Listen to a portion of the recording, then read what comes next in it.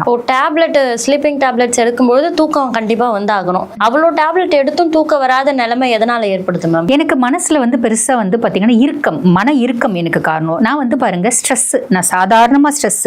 இந்த ஸ்ட்ரெஸ் அப்படிங்கிறது பாத்தீங்கன்னா இது ஒரு ஃபைட் ஆர் ஃபிளைட் ரெஸ்பான்ஸ் அப்படிம்பாங்க. ஃபைட் ஆர் ஃபிளைட் ரெஸ்பான்ஸ்னா இது வாண்டட் ரெஸ்பான்ஸ். இப்போ நான் ஒரு பாம்பை பாக்குறேன், அப்படியே பார்த்துட்டே இருக்க முடியுமா? பயந்து அலறி அடிச்சுன்னு ஓடுவேன், இல்ல பாம்பு கவுல் எடுத்து நடிப்பேன். இதுதான் பாத்தீங்கன்னா இந்த ரெஸ்பான்ஸ்.